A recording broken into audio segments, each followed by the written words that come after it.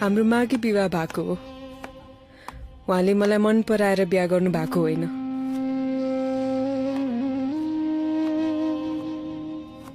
त्यति सुन्दर छैन नि त म, थाहा छ मलाई। सुन्दरताको परिभाषा पनि बुझ्नै सकिएन।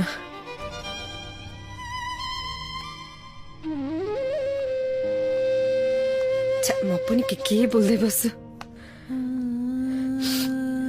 तपाईहरु दुईजना एकअर्कालाई मन पराउनुहुन्छ, एकअर्कासँग खुसी रहन सक्नुहुन्छ भने बिहे गर्दा भइहाल्यो नि। म पछि हटिदेऊला। हुन त माइती जान त सक्दिन। अब कुन मुख लिएर जानु? त्यति धनी परिवार होइन नि हामी।